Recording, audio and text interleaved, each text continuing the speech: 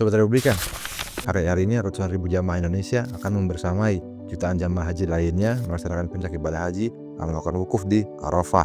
Ini impian yang mereka upayakan bertahun-tahun. Ada yang menabung dari berpuluh-puluh tahun lalu untuk momen-momen saat ini, berada di tanah suci di hari-hari yang paling suci, mendapat peluang mengenal rukun Islam dan peluang sebagai muslim yang insya Allah lebih baik. Bagaimanapun, musim haji kali ini juga diwarnai dengan berbagai kabar yang mengusik kita di Indonesia. Dan utamanya untuk keluarga para jamaah haji nih. Dan seperti tahun-tahun sebelumnya, misalnya jamaah haji kali ini diserahkan pelayanannya kepada 8 syarikah. Syarikah adalah perusahaan swasta yang mendapatkan izin resmi dari pemerintah kerajaan Saudi untuk melayani jamaah haji. Sebelum ada konsep syariah, yang kedua adalah konsep muasasah. Ini lembaga semacam BUMD di Indonesia itu untuk melayani para jamaah haji.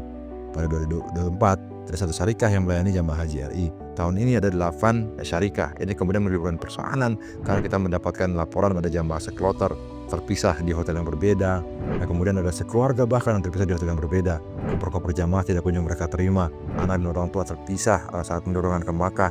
Penantian di bus-bus yang makan waktu lama. Kemudian bahkan ada jamaah yang tidak terdaftar di manifest bus yang bergerak ke Makkah dari Madinah. Ini tentu menyulitkan dan meresahkan bagi para jamaah haji, utamanya yang sudah lanjut usia. Belakangan, kerajaan Saudi juga tidak mengeluarkan yang namanya visa furodah alias mujamalah yang bisa digunakan jamaah yang berduit untuk memotong antrean haji begitu. Katanya ada ribuan calon jamaah furodah ini yang kemudian tidak jadi berangkat. Perusahaan-perusahaan pelayanan haji mereka mengatakan rugi sampai miliaran rupiah terkait masalah ini. Di tengah sekarang ini juga ada kabar dari Komnas Haji soal nasib Pak Heri Kiswanto, jamaah asal Bandung. Ia katanya sudah berangkat ke Jeddah sebagai jamaah haji reguler bersama keluarganya. Namun di sana saat istri dan kedua orang tuanya boleh masuk, dia tertahan di imigrasi. Katanya visanya ada yang membatalkan secara sepihak. Akhirnya dipulangkan ke tanah air hanya dengan pakaian ihramnya saja. Ada juga kabar nih bahwa kerajaan Saudi tidak mengizinkan mendirikan klinik kesehatan haji khusus untuk jamaah Indonesia seperti tahun-tahun sebelumnya. Para petugas kesehatan kita hanya bisa menemani jamaah yang sakit ke rumah sakit di Saudi. Tentu kita akan perlu waktu menelaah mengapa semua carut-marut ini terjadi musim haji kali ini. Tentu harus dievaluasi apa penyebabnya, kemudian bagaimana harus tangani. Tapi harus dicatat bahwa para jamaah haji ini bukan orang biasa.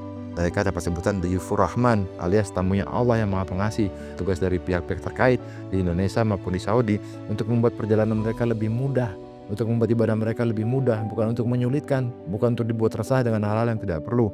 Kita doakan semua masalah ini bisa lekas selesai sehingga para jamaah itu mereka bisa melaksanakan ibadah dengan khusyuk, bisa berkonsentrasi pada tujuan utama mereka di sana, yaitu mencari keridhaan dan ampunan dari Yang Maha Pengasih. Saya Fitran Zamzami. Assalamualaikum warahmatullahi wabarakatuh.